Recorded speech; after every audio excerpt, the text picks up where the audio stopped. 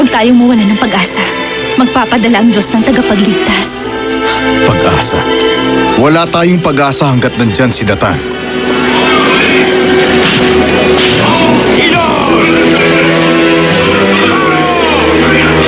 Bilisan niyo! Ayoko ng pabagal-bagal!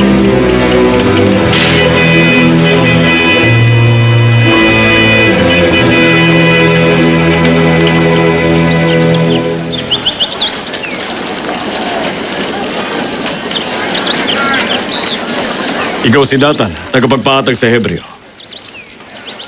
Punong tagapagpaatag, kamahalan. Si Baka na punong arkitekto, sinabi sa akin na maaasahan ka raw. Sinabi na niya sa akin ang pakay niyo. Kung ganoon, ipagbibili mo ba ang iyong ina para sa malaking halaga? Sino ba ako para ipagkaila ang sinabi ng arkitekto?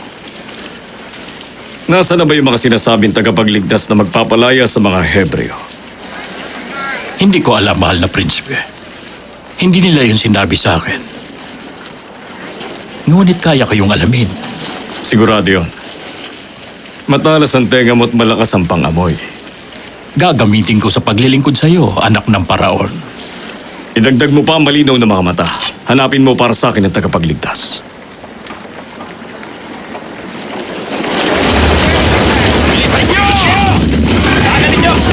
Ano ba? Ina!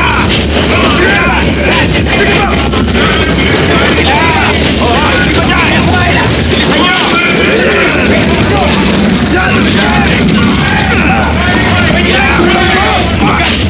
Nalagpan niyo! Karatawin nila ikaw! Bilis! Pwes na! Patay niyo! Ayos mo! Dito! Lola! Lola! Dagdag na lang yung salintang bato!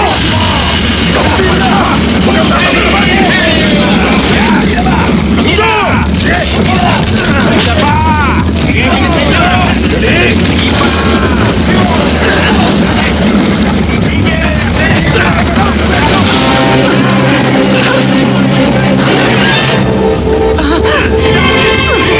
Yoshebel!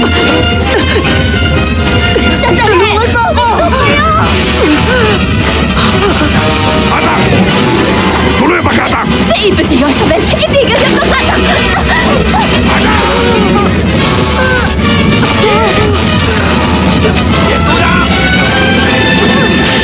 Isa pa! Yes!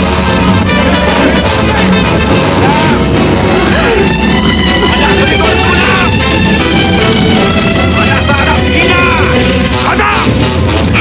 Papatayin mo siya! Tumigil kayo! Hindi ko ipatitigil ang pag-atak para lang sa matanda! Sige, dalatin ko! Patayin niyo ba?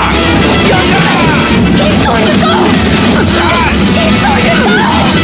Hinto niyo to! Halika! Sige, patayin niyo! Ituloy niyo! Walang ito! Tigil! Bitiwan ang mga hawak na lugan! Alisin ang mga troso!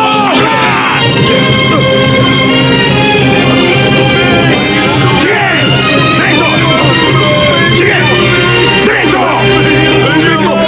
Putulin niyo ang tela! Diyan lang ang matandang yan! O ipapakain ka namin sa mga leon! Kay Josue, pumunta ka sa prinsipe at magmakaawa ka sa kanya. Magmamakaawa kay Hindi Ramesses. sa kanya, kay Prinsipe Moises, nasa kulandong siya. Bilis! Doon! Dilo! Habulin siya! Habulin siya!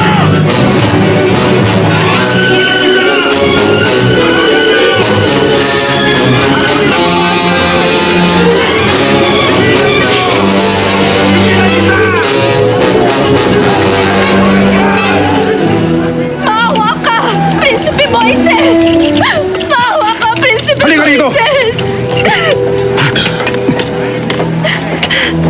Maawa? Anong ginawa mo? Hindi sa akin, mahal na prinsipe. Para sa isang alipin na nagligtas kay Lola Yoshebel at sa akin sa kamatayan sa pagitan ng malaking bato. Isang maselang bulaklak na maiipit sa malaking bato? Paano kayo niligtas? Sinuntok ng kantero ang namumuno. Isa lang ang magiging parusa ron sa kantero. Hindi matibay ang semento kapag may dugo. Halika.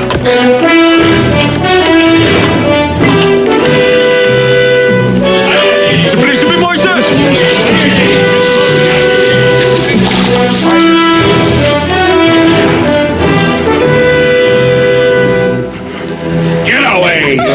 Hahayaan niyong malibing ang matandang babae sa ilalim ng bato?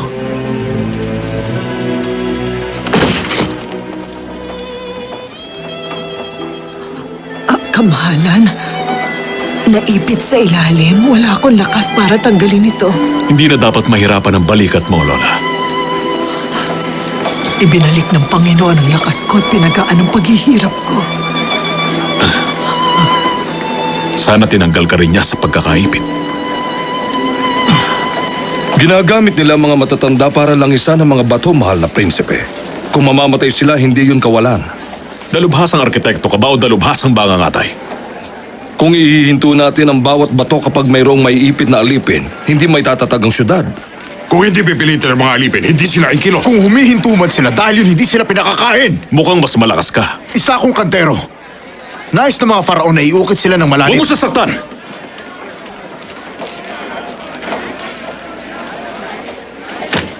Alam mong kamatayan ng pananakit sa Ehipsyo. Alam ko yan. Bakit sinaktan mo pa rin siya? Upang iligtas ang matandang babae. Kaano-ano mo ang babaeng yun? Isa siyang matandang babae. Mahal na prinsipe, dapat na siyang mamatay. Matapang ang isang ito. Hindi ka alipin kung magsalita. Nilikha ng Diyos ang tao. Nilikha ng tao ang alipin. Sinong Diyos? Ang Diyos ni Abraham. Ang makapangyarihang Diyos. Kung makapangyarihan ng Diyos niyo, bakit iniwang kayong naghihirap? Mamimili siya ng oras ng kalayaan namin. At yung taong magliligtas sa amin. Mahal na prinsipe, pagtataksil ang tinutukoy niya. Hindi pagtataksil ang naghahangad ng kalayaan. Palayain siya.